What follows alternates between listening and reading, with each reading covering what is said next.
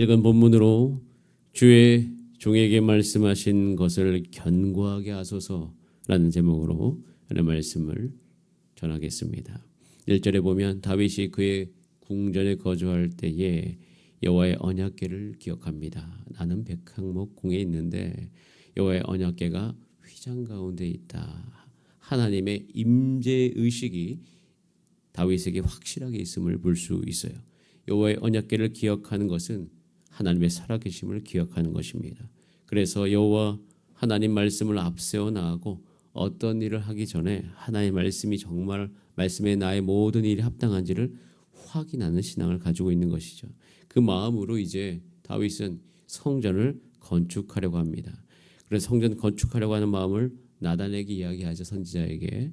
그러자 나단이 다윗에게 말합니다. 하나님이 왕과 함께 계시니까 마음에 있는 말을 모두 행하소서라고 이야기를 하자 하나님께서 속히 움직입니다. 왜? 하나님의 뜻이 아니니까.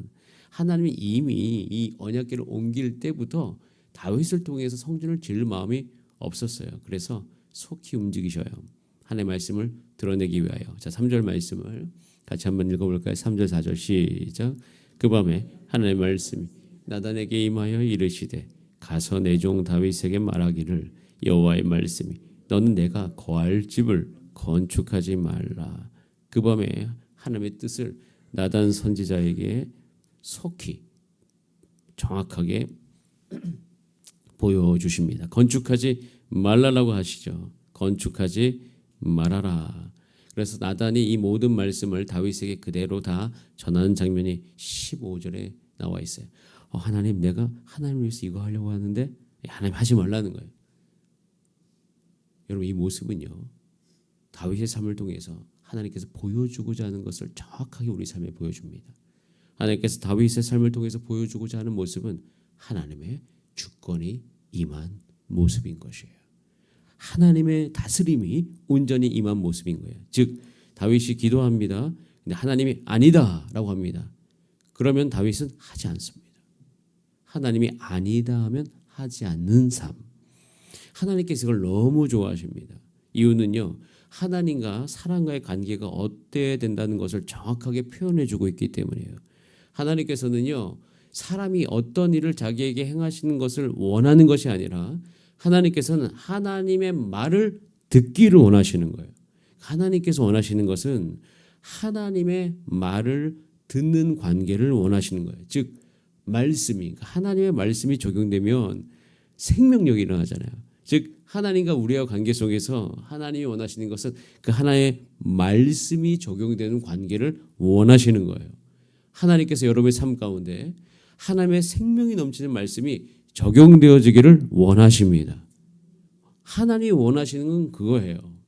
하나님께서 말을 하면 그 말이 임하는 모든 곳마다 생명이 일어나잖아요. 성경의 말씀이 여러분 마음속에 임하면 여러분 마음속에 하나님의 평안이 싹 트기 시작합니다. 하나님의 소망이 싹 트기 시작합니다. 이건 안 된다고 생각했던 의로움에 대한 소망함이 생기는 거예요. 나는 성결할 수 없다. 그러나 하나님의 말씀이 내 마음속에 적용이 되면 내가 하나님의 뜻대로 살아갈 수 있구나. 내가 거룩하게 살아갈 수 있구나 라고 하나님의 말씀이 적용이 되는 거죠.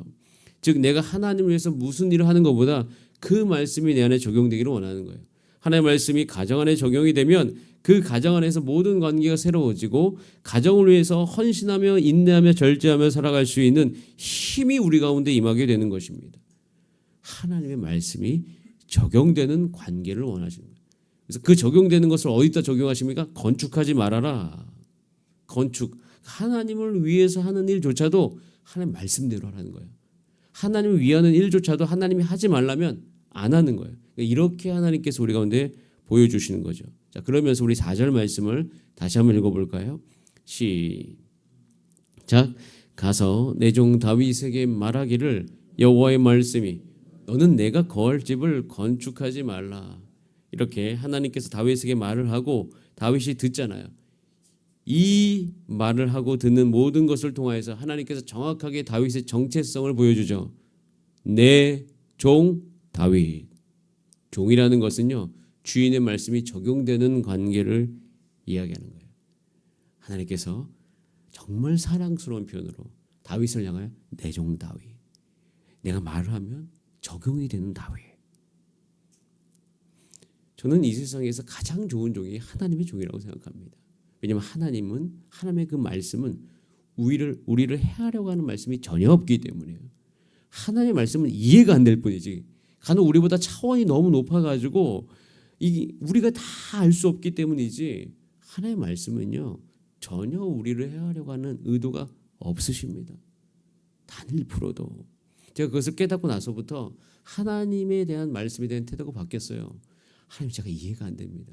근데 이해가 안 되는데 좋은 말씀인 줄 알겠습니다. 주님, 제가 이것을 이해할 수 있도록 좀 나를 도와주시옵소서. 저는 내 평생에 종 되기를 원합니다. 하나님과 다윗의 그 관계를 보니까 종으로 살아가는 것이 가장 행복하다는 것을 알겠습니다. 여러분, 하나님을 위해서 어떤 일을 해야 된다라는 생각보다, 물론 그것도 당연히 해야죠. 그런데 그 모든 것이 하나님의 말씀을 순종함으로 말미암아 생기는, 일어나는 것이 되기를 기도합시다. 하나님이 하지 말라고 한 것을 하지 않는 것이 하나님의 종인 것이에요. 하나님을 위한 일조차도 안 짓는 것이 하나님의 뜻인 것이에요. 하나님, 이거 너무 좋지 않아요? 이건 내가 하나님을 위해서 행하고 싶어요. 그러면서 하나님이 하지 말라고 하는데도 계속 행하는 거 하나님이 정말 싫어하시는 거예요. 저 여러분 모두 주님의 종이 되기를 소원합니다. 다윗은 그래서 하나님이 너무 사랑하시는, 너무나도 이 다윗을 모두에게 알리고 싶어한 그런 하나님의 종인 것이에요. 그래서 18절에서부터 쭉 보시면 종이란 단어를 정말 많이 합니다. 18절에 주께서는 주의 종을 아시나이다. 19절에 주께서 주의 종을 위하여서 이 큰 일을 알게 하셨나이다. 23절에 여호와 이제 주의 종과 그의 집에 대하여 말씀하신 것을 견고하게 하소서. 그러면서 계속 종에 대한 이야기를 하죠. 25절에 주의 종을 위하여 왕조를 세우실 것입니다. 주의 종에게 26절에 허락하시고 주의 종의 왕조에 복을 주시고, 그러니까 종이 나와 있는 그 모든 문구를 다 줄쳐보세요 나중에. 그리고 그 종에게 임한 하나님의 놀라운 복이 나의 삶 가운데 흘러들어오기 위해서 기도하세요. 여러분, 그래서 이 본문은, 이 성경은 여러분 가운데 묻고 있어요. 여러분은 하나님의 말씀이 적용이 되는 삶을 살고 계십니까? 말씀에 적용이 되는 관계가 제일 좋은 관계예요. 자, 그렇게 하나님의 말씀이 우리 삶 가운데 적용되기 시작하잖아요. 그럼 우리 가운데 복이 있어요. 오늘 임하는 그게 뭐냐면 5절 말씀이 복이 임합니다. 자, 우리 5절 말씀을 같이 한번 읽어보겠습니다. 시작. 내가 이스라엘을 애굽에서 올라오게 한 날부터 오늘까지 집에 있지 아니하고 오직 이 장막과 저 장막에 있으며 이 성막과 저 성막에 있었나니 내가 있은 곳, 즉 하나님께서 거하시는 곳, 하나님이 계신 곳이 보여요. 하나님 어디 계신지 알 수 있어요. 하나님 어디 계십니까? 8절에 내가 어디로 가든지 내가 너와 함께 있다. 영원히 나와 함께 계신 하나님은 오늘 느낄 수 있어요.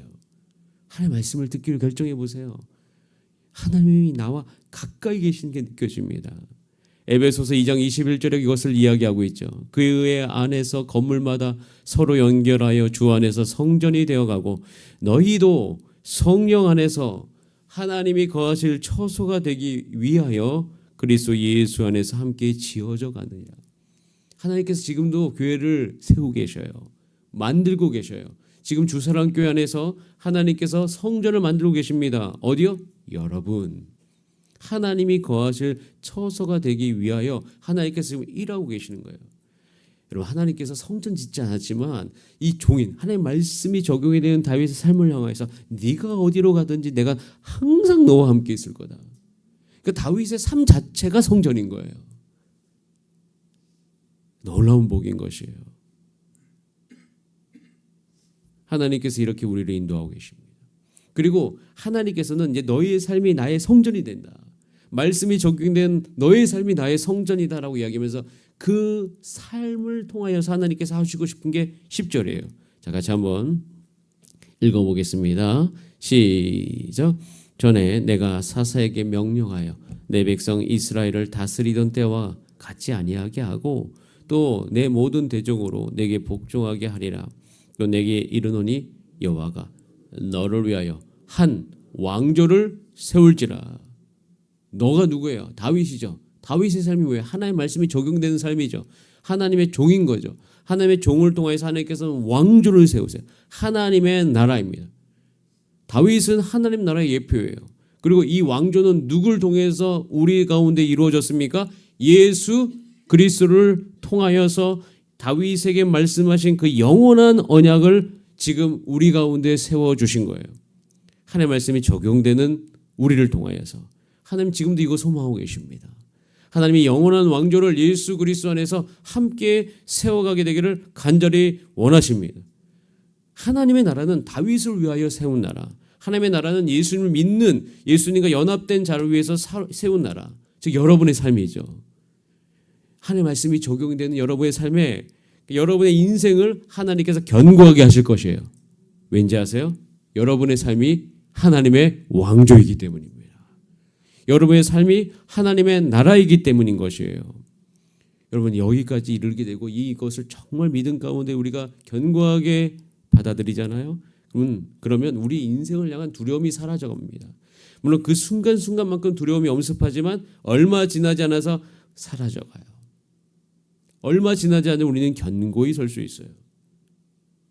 내 실수, 내 죄악이 와서 우리를 흔들려고 우리를 밑바닥부터 흔들 수 있으나 그럴 수 없다는 것을 알게 됩니다.